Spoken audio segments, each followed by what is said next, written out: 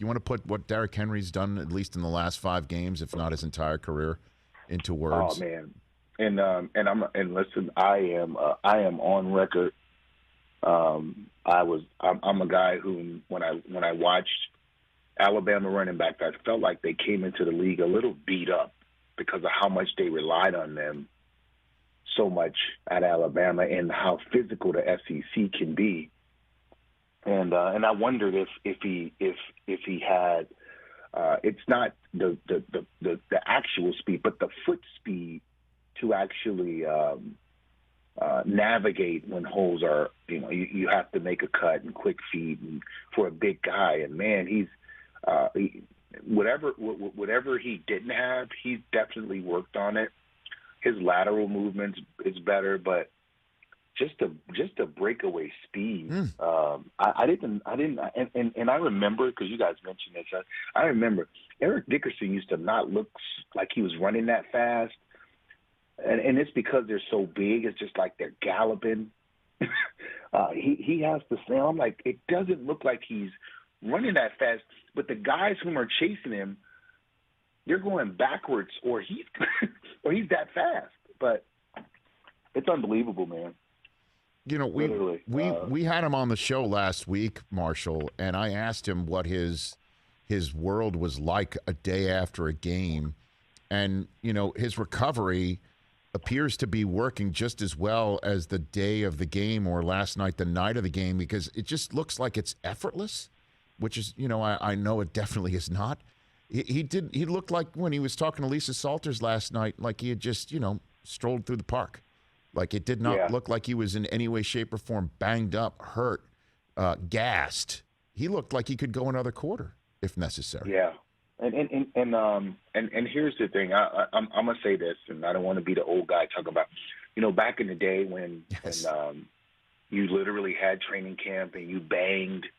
I just think about this early in the season for some of these DBs who you haven't even hit anybody.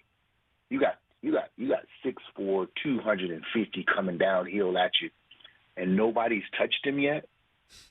Man, look, I'm a slip like I couldn't get out of my break too. Hey, listen, that's an easy business decision there. Easy. I'm turning that one down.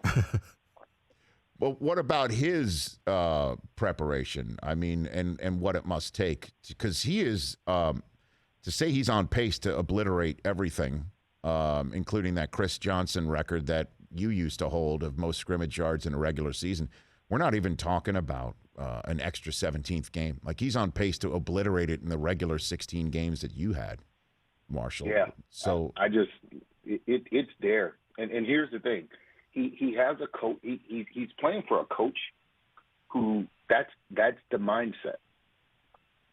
That is the mindset. That's all they want to do. They just want to bloody your nose, And I don't remember if you watch. Well, I'm sure you remember yesterday. Those first couple of drives, the defense stopping Buffalo in the red zone, having them kick 2 field goals, or they would have got away from the running game. Man, it was like after they got those 2 stops, and Tennessee got the ball. They lined up in old school, get under the center, I formation. Power, downhill running, and it starts to wear on you. Because nobody plays like that anymore. You cannot prepare for it.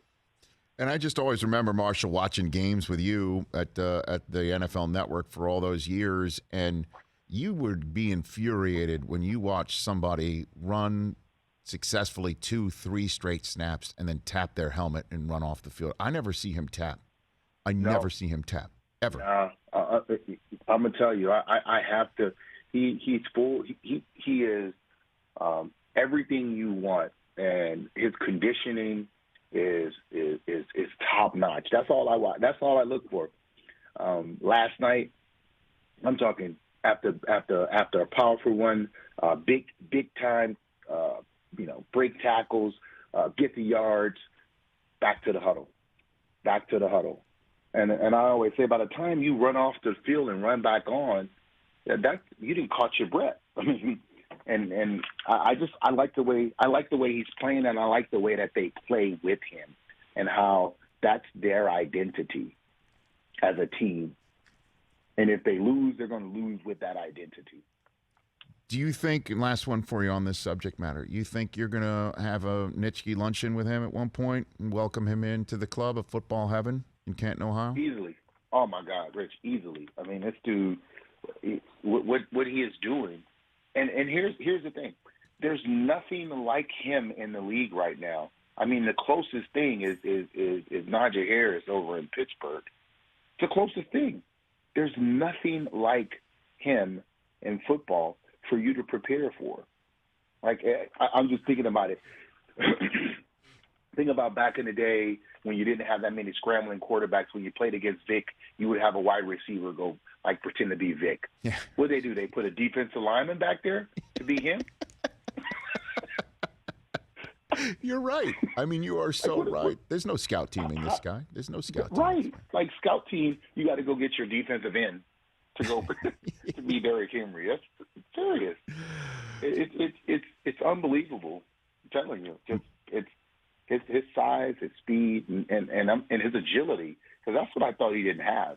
You know, I thought he just did a lot of falling forward in college. But, I mean, the footwork, his lateral movement, the ability to, like, run, you know, have the connectivity between his eyes and his feet. And he's not slipping. He's not just some big guy getting hit and he's falling down. Hey, you watched all the way to the end. Thanks for that. Watch more right here.